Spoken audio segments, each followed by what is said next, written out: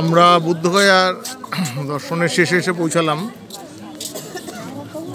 এখানকার প্রধান মহাবোধি টেম্পেলে। এইখানে কড়াকড়ি শুরু হয়েছে 2013-তে, যখন ওই মায়ানমারের ঝামেলার জন্য কিছু রোহিঙ্গা উগ্রবাদী এসে এখানে বোমা ফাটিয়েছিল, মানে বিস্ফোরণ ঘটিয়েছিল। তারপর থেকে কড়াকড়ি হয়।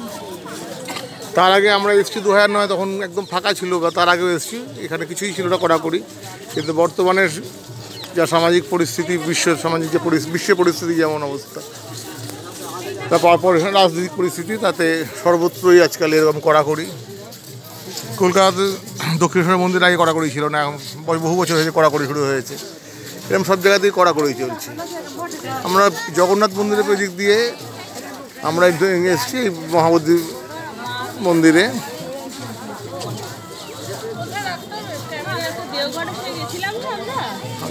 এই মহাবোধি, কিন্তু ভিতরে ক্যামেরা বা মোবাইল অ্যালাউ না, ফলে ভিতরে ছবি তো তোলা যাবে না। এখান থেকেই তোলার চেষ্টা করছি যতটা সম্ভব।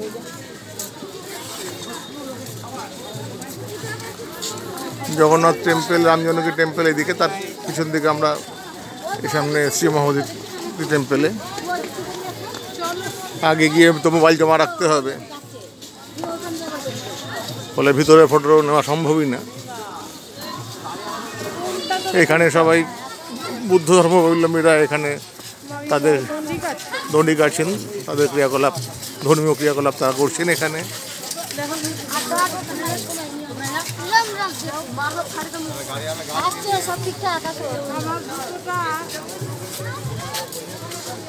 বুদ্ধ ধর্মাবলম্বী মানুষেরা এখানে দণ্ডি কাটছেন মহাবোধি মন্দিরের সামনে।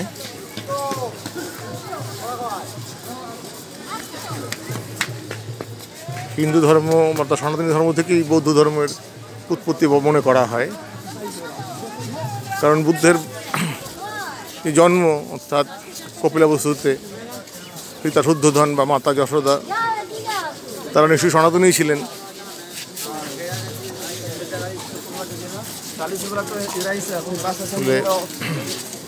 বুদ্ধ ধর্ম বা জৈন ধর্ম এরা সব সনাতন ধর্মের প্ল্যাটফর্ম থেকেই হয়েছে, এটা মনে করা হয়।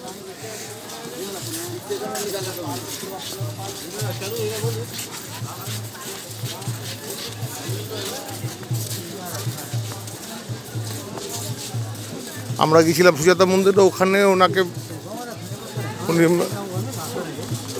যে পায়েস, সে সময় ভগবান বুদ্ধ সে অনেকদিনই উপবাসে ছিলেন, ওখানে সুজাতা তাকে পায়েসের খাওয়ান। তারপর উনি নিরঞ্জনা নদীতে স্নান করে এইখানে মহাবোধি আগে যে অরিজিনাল যে বৃক্ষ ছিল, অশ্বত্থ বৃক্ষ, সেটা তার নিচে উনি ধ্যান করে বোধি লাভ করেন। কিন্তু সেই গাছ নেই, সেই গাছের চারা সম্রাট অশোক পাঠিয়েছিলেন শ্রীলঙ্কায়। যখন এখানে গাছ মারা যায়, তখন সেই গাছের চারা আবার এখানে রোপণ করা হয়েছিল।